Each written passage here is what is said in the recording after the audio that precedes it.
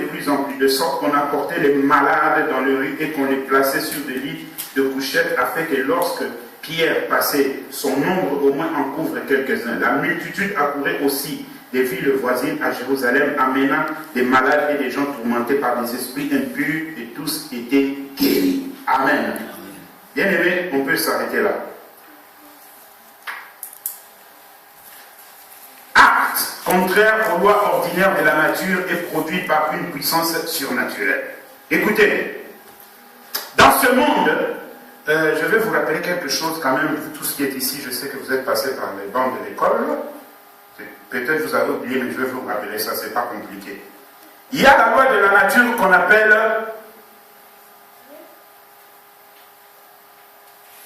le principe d'Archimède, c'est-à-dire tout corps plongé dans l'eau subit une poussée verticale du bas vers le haut. Vous comprenez ça? Donc si vous prenez quelque chose et que vous le plongez dans l'eau, si cette chose-là n'a pas une puissance pour le retenir dans l'eau, la chose va remonter au-dessus. Amen. Il y a encore la loi de la physique qui dit tout corps jeté en haut finira, la loi de la pesanteur, finira par tomber. Un avion, quand il vole, si ses réacteurs ne fonctionnent plus, que va faire l'avion? L'avion va tomber. Pourquoi l'avion va tomber? Parce que la terre attire, la loi de la pesanteur. Amen. Ça, ce sont les lois de la nature. Donc même si je prends mon mouchoir qui est là, je le laisse tomber, il va tomber par terre. Amen. Pourquoi? Parce que c'est la loi de la pesanteur. Alléluia. Vous comprenez? Même si je saute, je serai obligé de retomber par terre. C'est la loi de la pesanteur. Même si on construit un immeuble, si on ne met pas une bonne base, l'immeuble finira par tomber. C'est la loi de la pesanteur. Mais le miracle va au-delà des lois naturelles, au-delà des lois de pesanteur. On a dit que là, dans la loi de la pesanteur, tout celui qui est monté doit redescendre. Mais notre Seigneur Jésus, depuis qu'il est monté, il n'est jamais redescendu. Alléluia. Amen. Vous comprenez ça? Notre Seigneur Jésus, depuis qu'il est monté, il n'est jamais redescendu. Il reviendra quand il voudra. Le jour où il a lui-même proclamé. Amen. Amen. Donc c'est-à-dire, dans le miracle, ça va au-delà des lois de la nature. Un médecin va te donner des médicaments, il va te soigner et il va te dire qu'on ne peut plus rien faire. Ton cancer est au stade terminal. On ne peut plus rien faire. Alors c'est là qu'intervient maintenant le miracle. Parce que la nature ne peut plus rien faire pour toi. Et comme la nature ne peut plus rien faire pour toi, maintenant le divin prend la relève. Vous comprenez? Le divin maintenant prend la relève. C'est pourquoi vous entendrez que ça ne vous trouble pas. Des fois vous entendez les gens qui disent que c'est une guérison miracle. Donc la personne a été guérie, mais d'une manière miraculeuse. Vous comprenez? La personne a été guérie, mais d'une manière miraculeuse. Amen. Le miracle, une puissance surnaturelle. Alors on écrit ceci. Ce don permet d'accomplir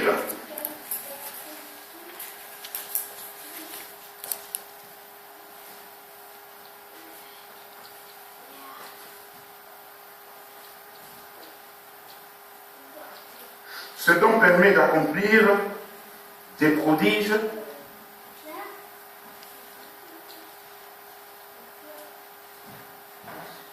surnaturels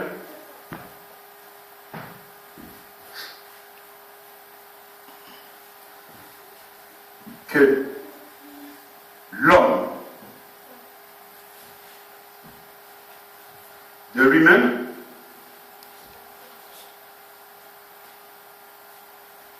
ne peut.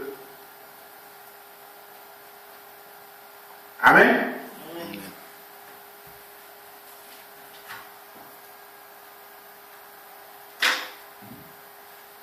Alléluia. Ce don permet d'accomplir des prodiges surnaturels que l'homme de lui-même ne peut. Donc, tu regardes, tu dis, cette chaise, si je ne la soulève pas, elle ne peut pas se soulever d'elle-même. Amen. Il faut une force naturelle pour soulever la chaise. Mais quand on parle de miracle, c'est-à-dire, il n'y a aucune force naturelle qui agit sur cette chaise. Mais on voit la chaise quitter d'ici et venir se mettre là.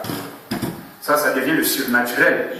Mais le surnaturel dans le sens de Dieu, pas dans le sens de démon. Alléluia. Dans le sens de Dieu. Amen. Amen. D'une manière surnaturelle. C'est pourquoi toi, enfant de Dieu, tu dois avoir dans ton esprit et dans ta tête le surnaturel aussi. Aujourd'hui, on est trop vite à vouloir aussi attribuer au diable et au démon le surnaturel. Le diable n'a jamais créé le surnaturel. Le diable n'a jamais fait le surnaturel. Vous savez, attendez, lorsqu'on va parler des visions, vous allez comprendre ça, mais je vais un peu introduire ici pour que vous compreniez quelque chose. Vous savez, dans la vision, il y a ce qu'on appelle l'illusion. L'illusion veut dire, c'est une science qui sert à faire croire comme si la chose était, mais en réalité, elle n'est pas. Vous comprenez? Hein? C'est une science qui aide à faire croire comme si la chose était, mais en réalité, elle ne l'est pas. Alléluia. C'est quand vous regardez un magicien à la télévision. Un magicien est en train de faire ses trucs, après un magicien, il sort le feu. Souvent, on les appelle, ici en Europe, on les appelle les illusionnistes. Avec vos yeux, vous croyez que c'est le feu, mais en réalité, ce n'est pas du feu. Parce que si ce même magicien-là, vous lui dites, tu as fait sortir du feu. Oh oui, tu lui dis, ok, attends, va chercher le vrai feu que tu as créé. Amène-lui qui touche, tu vas voir qu'il va s'ébruler. Est-ce que vous avez capté ce que j'ai dit? Allez chercher le vrai feu, ou bien allumez vous-même le vrai feu. Dites-lui de toucher, vous verrez qu'il va s'ébruler. Vous comprenez? Ça, c'est l'art de l'illusion. Faire croire comme si c'était, mais en réalité, ça ne l'est pas. Et c'est ça maintenant, c'est que le diable a copié de ce don-là, le miracle. Amen. Donc celui qui possède ce don, il accomplit des choses surnaturelles. Vous verrez, il y a des hommes de Dieu, tu as un problème, ils te parlent comme s'ils blaguaient. Ils prient pour toi comme s'ils blaguaient. C'est comme j'ai suivi un homme de Dieu qui était en retraite, qui priait. Et voilà un général de l'armée qui vient lui dire, homme de Dieu, je viens le trouver dans la brousse. Prie pour moi, j'ai des problèmes, moi qui sais que je vais faire un coup d'état. L'homme de Dieu là, il a dit, bon, si on t'a accusé, est-ce que c'est vrai ou c'est faux? Il a dit, je ne connais rien, je suis innocent. L'homme de Dieu a simplement dit, bon, ok, Kolo, Kanisa, le roi est innocent, Makamioso, et Kendenil est sans effet. Lève-toi et pars. Attends-lui, ah, pasteur, priez-nous sur ça, il lui croyait qu'on allait lui imposer les mains au nom de Jésus. Oh, non, Dieu n'est pas système, il n'est pas mécanique. Alléluia. Il n'est pas système, il n'est pas mécanique. C'est pourquoi moi je vous ai toujours dit, même moi, tu verras, je suis en train de parler avec toi, je te donne un conseil, mais je suis en train de te transmettre le message de Dieu. C'est à toi de capter. C'est comme ça souvent que je parle aux gens. Tu verras que je te donne un conseil, je te dis, regarde, il y a ceci, il y a cela. Pendant que je te donne ce conseil, Dieu m'avait déjà parlé, mais je te le transmets comme conseil. Si tu ne captes pas ça, c'est ton problème. Alléluia. Il ne faut pas simplement que je te dise que oh, Dieu m'a parlé. Oh, Dieu. Non, ce n'est pas tout le temps. Alléluia. Je te dis quelque chose sous forme de conseil, ou je te donne une orientation de la prière. Dans la prière, je te dis, va prier, parce que s'il y a ceci, il y a cela, mais Dieu m'a déjà parlé, révélé sur cela. Si tu ne captes pas, ça c'est ton problème. Si vous êtes avec votre père, vous devez aussi vous habituer avec votre père. Amen. C'est comme ça. Dans la maison, tout le monde sait, papa allait à la fois monte, allait à la fois pire. Le papa allait à la fois pire. Alléluia. Amen. Très important. Amen. Ouais. Donc le miracle, ce don-là, il est très très important parce qu'il fait des choses qui sont surnaturelles, donc au-delà de la nature humaine. Amen. C'est bien capté, non? Le miracle. Ok. Bien aimé, nous allons faire un nota bene, c'est-à-dire un notez bien. Le don, les dons, pardon, de guérison et de miracle marche souvent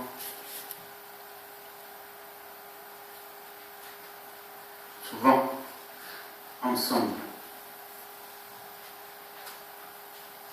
mais sont différents. Ok? Amen.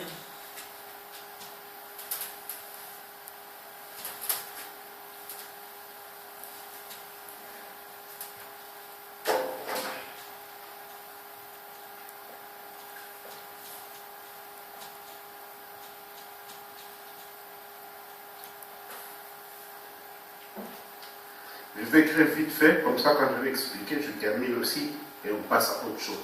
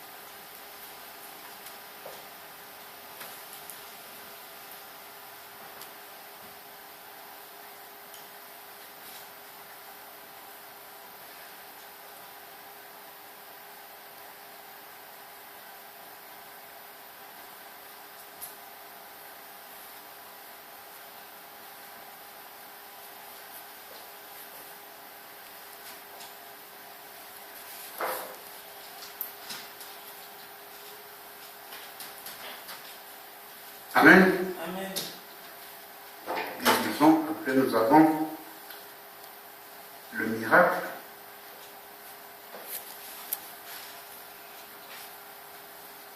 Matthieu, chapitre 24, le verset 23.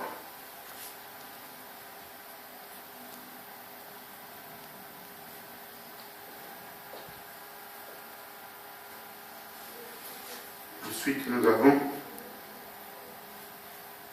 le parler en langue.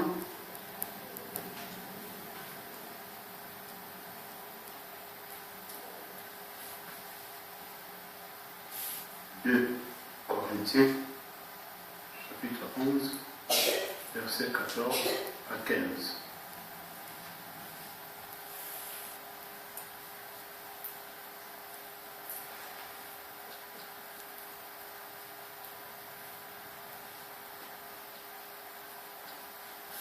Et le quatrième, la prophétie.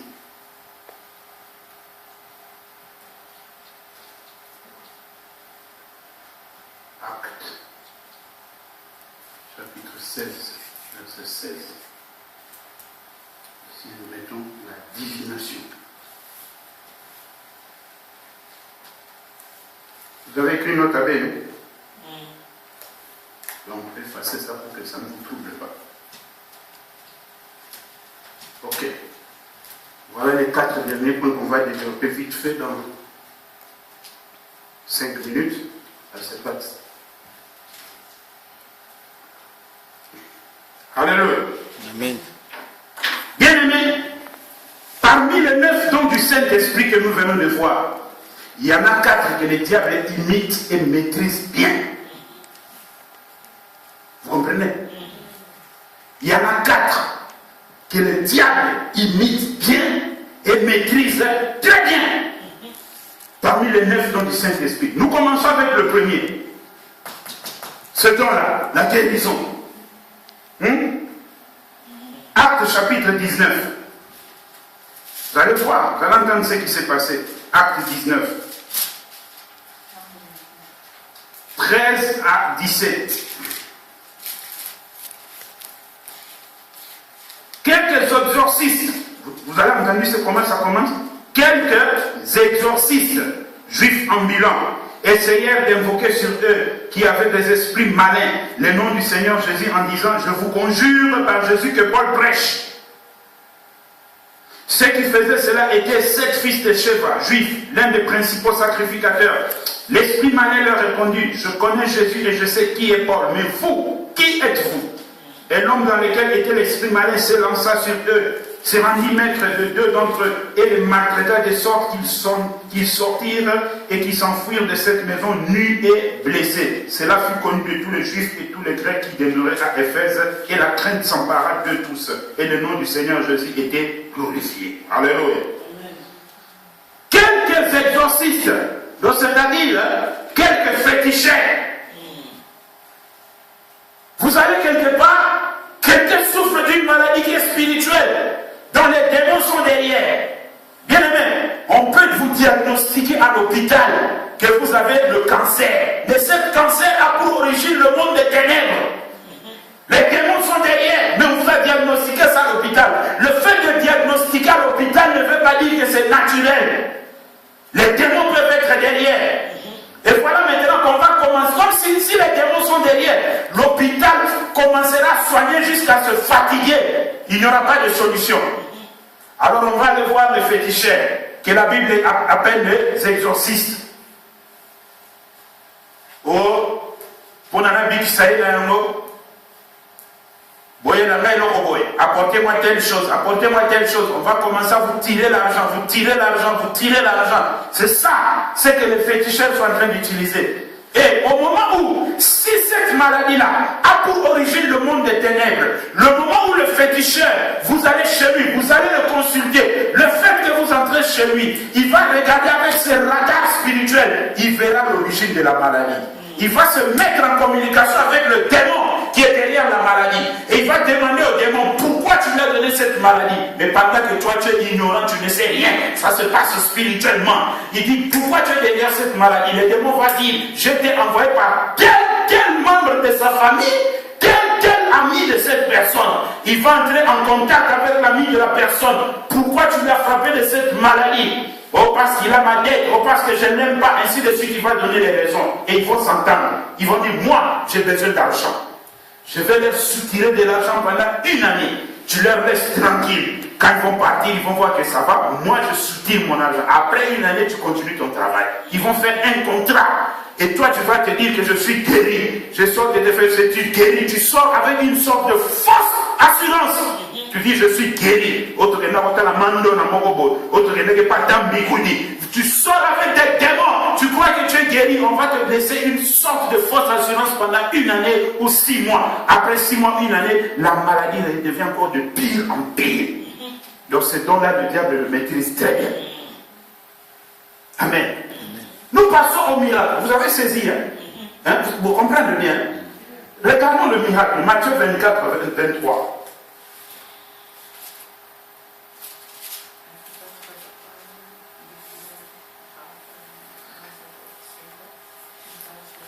Si quelqu'un vous dit alors le Christ est ici ou là, il est là, ne le croyez pas. Car il se lèvera de faux Christ et de faux prophètes. Ils feront de grands prodiges de miracles au point de séduire, s'il était possible, même des élus.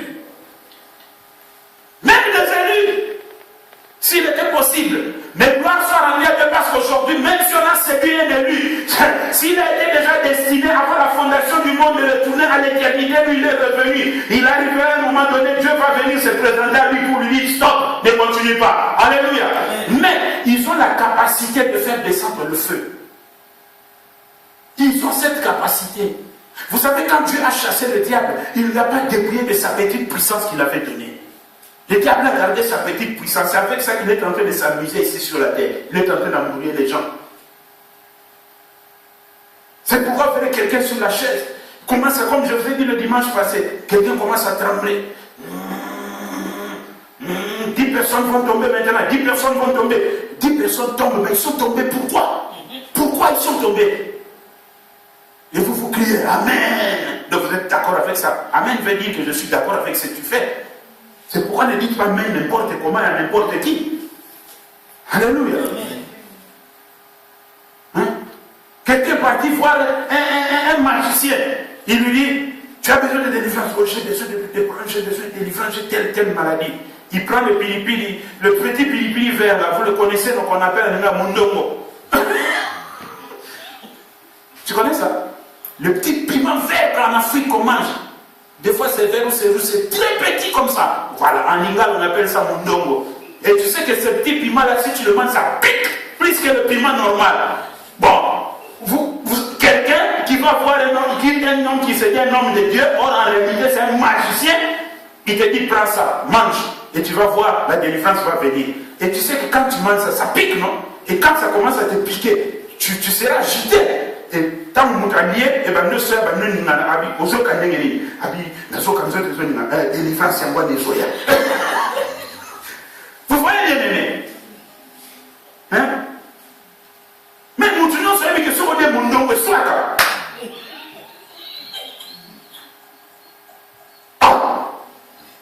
Ça c'est quoi ça? Alléluia. Un magicien, il te donne le, comment on appelle ça en français? Le gingembre, tangaouis. Il te dit, va travailler le gingembre, soit le gingembre au tombo. Bien, le tombo, la tangaouis. Nous sommes dans les lois ou nous sommes dans les lois. Amen.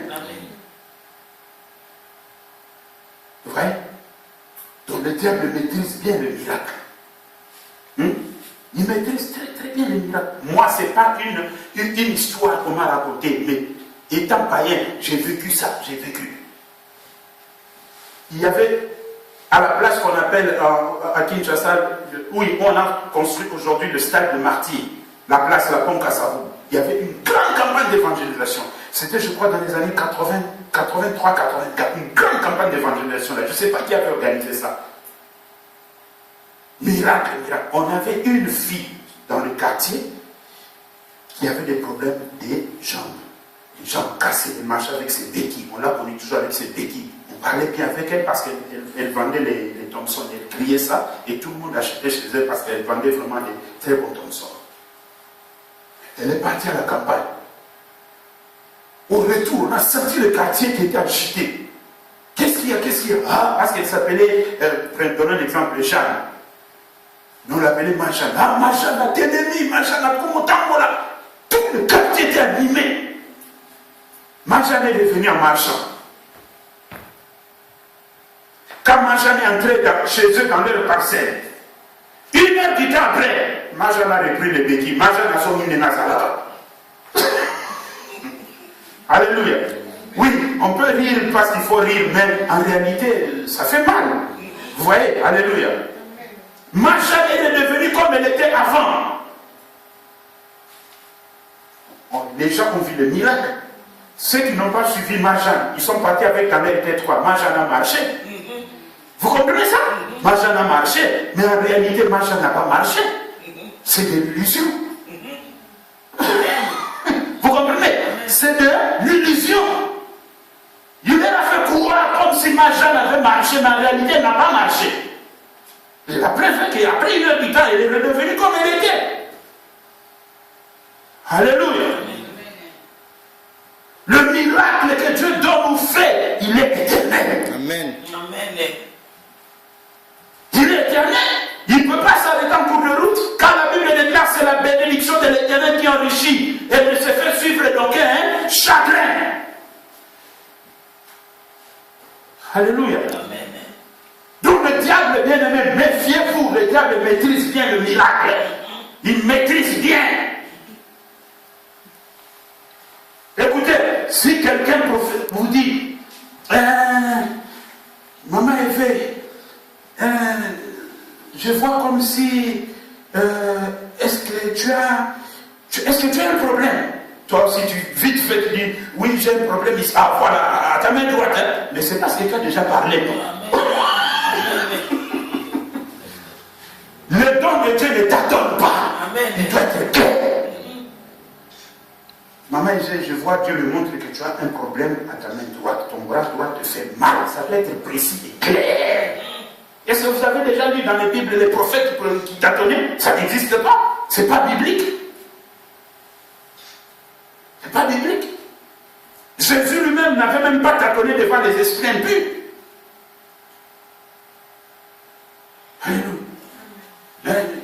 C'est comme si je vois comme oui, j'ai un problème ici et tu lui as déjà donné la réponse.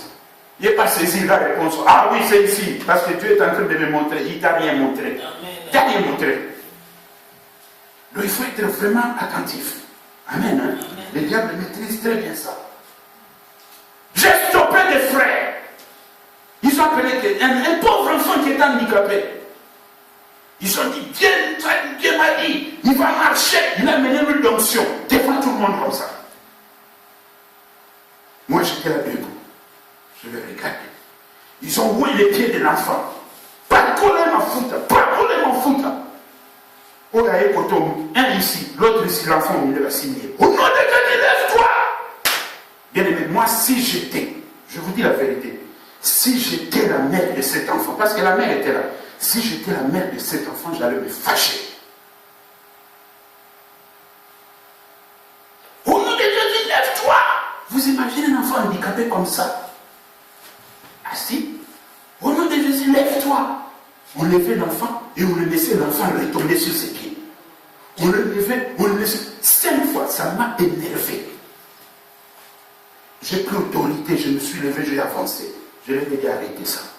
Ils ont arrêté la prière. Ma femme, c'est. J'ai dit arrêtez ça, ils ont arrêté.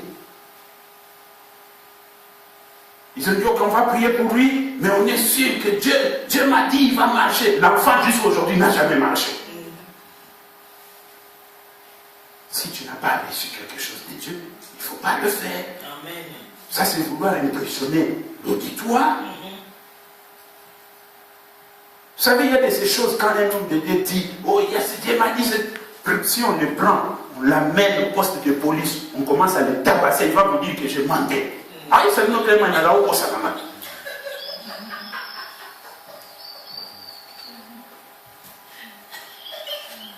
Alléluia. Au milieu, pendant la mille, la frappe, il y a des personnes qui ont le vendant même dans la vie. Il y a une amoureuse parce qu'il n'a pas de là. Alléluia. Amen. Des fois, moi je dis, il faut utiliser cette procédure-là parce que ça ne va pas. Amen. Amen.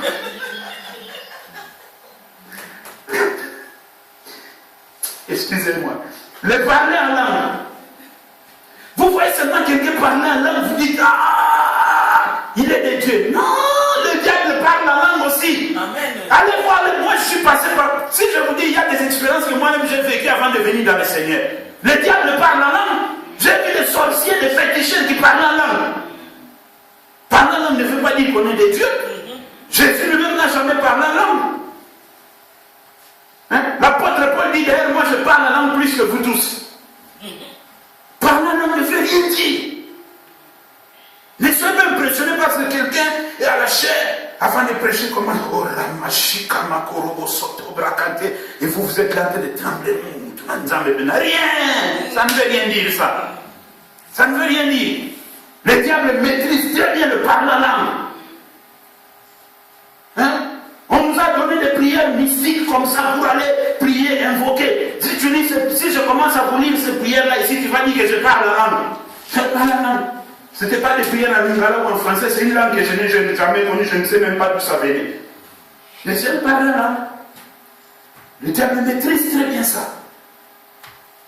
Alléluia. Amen. Il maîtrise très bien ça. Et si vous n'êtes pas prudent, vous allez vous perdre à cause de ça. Amen. Amen. Vous allez vous perdre à cause de ça. La prophétie. Écoutez, Dieu n'est pas un Dieu qui donne seulement la vision, il donne aussi la provision. Quand Dieu donne une prophétie, il fait aussi tout pour que ça puisse s'accomplir, afin qu'on croie à ce qu'il a dit. Dieu ne peut pas donner des prophéties où on ne voit pas d'accomplissement, on ne voit rien. Non. Ça, c'est quel Dieu ça? Le diable maîtrise très bien la prophétie. On a connu une sœur dans l'église. On avait une qui prophétisait de la part de Dieu.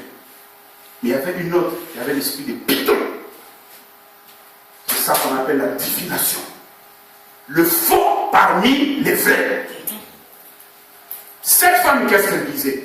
Écoutez, Paul et Barnabas, ce sont les serviteurs du Dieu très haut. Ce qu'elle disait, à l'apparence, ça paraissait vrai. Mais en réalité, ça venait d'une source démoniaque. Vous comprenez? Ça venait d'une source démoniaque. Moi, je connais des frères à qui les sorciers ont prophétisé. Je connais un à qui un féticheur lui a dit, toi tu iras en Europe, et il est venu en Europe. Comment il a vu ça? Divination. Amen. C'est pourquoi Dieu mettait en garde déjà dans le livre de Lévitique, il disait à son peuple, personne parmi vous ne pratiquera la divination. Alléluia. Amen. Souvent les gens qu'on a pris au chef de famille, en réalité sont des sorciers. Ces chefs de famille là qu'on appelle. En réalité c'est des sorciers. Oh, il y a un chef de famille qui a de la famille. Avec la famille, n'a dit. Mais on est bien de la famille. C'est un sorcier. C'est un sorcier. Pas plus, pas moins, c'est un sorcier. Oh, celui qui a béni la famille, qui se dit que dans l'hôtel, ça ne veut pas les lier dans l'ensemble. C'est le plus grand sorcier de la famille. C'est celui-là qui est en train de vous embrouiller. Ok, le mot, oh, fumo soki nani oh mais il n'a pas la mobile na kimi ah mobile na kimi bon ni kamute mobile ya oya ozo livrer déjà la secret na yo qui ne va pas comme kima yo fumo wana grand il profite avec ça que sous au canou. Il va encore bien te travailler dans le monde des ténèbres, il sait encore bien que cette fille ne se marie pas. Alléluia.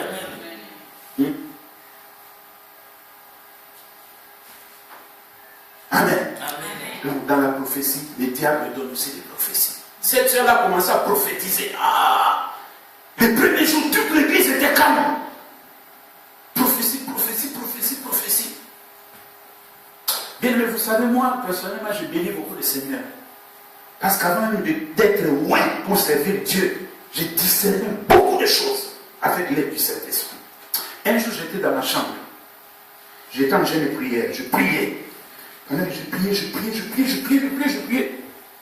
Dieu me montre une vision. Dans cette vision-là, j'avais un combat avec une femme. Et le combat que j'avais avec cette femme dans la vision, cette femme a commencé à m'attaquer. À un moment donné, j'ai pris le dessus. Et je commençais à l'attaquer, et je sortais un couteau. Je voulais la tuer dans le combat. Mais il y a une main qui a saisi mon bras, qui m'a dit, ne la tue pas. Mais je l'avais tellement tapé qu'elle avait mal aux côtes, ici. C'était un vendredi, dans la nuit de vendredi la nuit de jeudi pour accéder à vendredi. Et voilà le vendredi, je me pointe à l'église. En entrant à la porte, je vois une soeur qui était couchée. Elle avait mis son panier.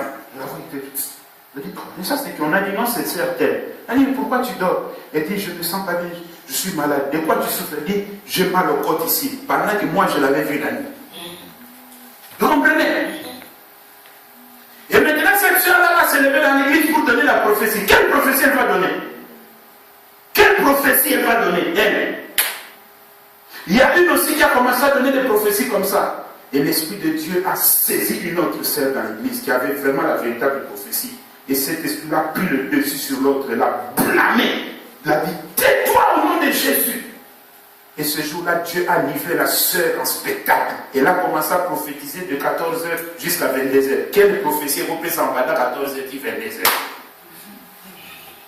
Vous avez la solution vous-même. Amen. Amen. C'est pourquoi dans tout ça, pour ne pas être distrait par le diable, je reviens encore là-dessus. Merci beaucoup de la réponse, maman. Le discernement. Amen.